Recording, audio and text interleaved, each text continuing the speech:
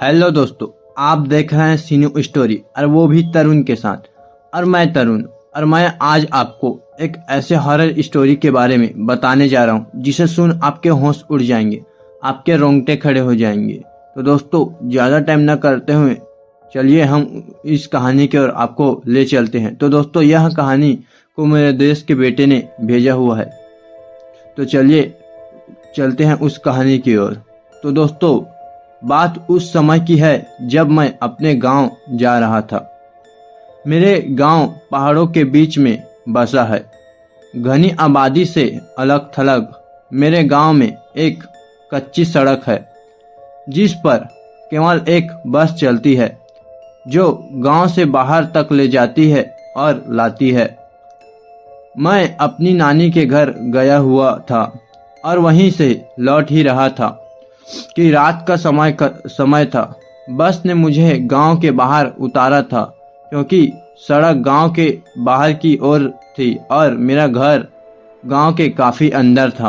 पर इससे मुझे कोई फर्क नहीं पड़ता था क्योंकि पहले भी मैं बहुत सी बार सफ़र कर चुका था। पर इस बार मैं काफ़ी देर रात गांव में पहुंचा था। मैंने अपना सामान उतारा और उसे उठाकर अपने गांव की तरफ बढ़ा।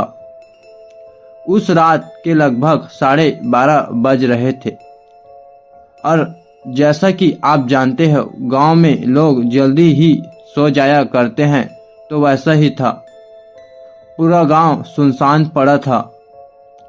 ऐसा लग रहा था मानो जैसे कोई गांव नहीं, जंगल में आ गया हूँ। मुझे अब थोड़ा डर लगने लगा। मैं भगवान से बस यही प्रार्थना कर रहा था कि जल्दी से जल्दी मैं घर पहुंच जाऊं। पर मेरा थोड़ा घर दूर था। लेकिन थोड़ी देर बाद मुझे मेरा दोस्त सोमधर मिला। उसने मुझे दूर से इशारा किया। मैं यह सोच रहा था कि इतनी रात मैं यह क्या कर रहा है, और यही सोच रहा था कि यहाँ क्या कर रहा है और क्यों कर रहा है और यहाँ क्यों आया है। पर मैं खैर छोड़ो, मैं बड़ा खुश था कि मैं कम से कम मुझे कोई साथी तो मिल गया। अब मेरा डर कम हो गया है क्योंकि इस सन्नाटे में चुप्पी तोड़ने के लिए कोई तो है मेरे साथ। उसने मेरे पास आके मेरा बैग उठाया और आगे आगे चलने लगा। चलते हुए मैंने एक बात पर गौर किया कि ये इतना चुप चुप क्यों है। ये जब से मुझे मिला है तब से कुछ नहीं बोला, क्योंकि मेरा दोस्त सोमधर तो बहुत ही बातूनी है और बहुत बात करता है, लेकिन ये तो इतना शांत, बड़ी ही अजीब बात है। मेरा घर बस थोड़ी ही दूर पर था, पर अब वो एक दूसरा रास्ता लेके खेतों की तरफ बढ़ने लगा। मैंने उसको कहा, अरे भाई, कहाँ जा रहे हैं? कब से देख रहा हूँ बड़े ही चुप हो, और ये खेतों की तरफ कहाँ ले जा रहे हो? तुम्हारा दिमाग खराब हो गया है क्या? उसने मेरा हाथ पकड़ा और जबरदस्ती मुझे खेतों की तरफ ले जाने लगा। उसका हाथ बहुत ठंडा था। मुझे समझते हुए देर न हुई कि यह मेरा दोस्त नहीं है। वो मुझे पास के ही कुएं तक घसीटते हुए ले जा रहा था। मैं जोर जोर से चिल्लाने लगा। मेरी आवाज सुनकर गांव के बहुत से लोग जग गए और मेरी तरफ दौड़कर आने लगे। जब वो मेरे पास आए तब तक मैं बेहोश हो चुका था।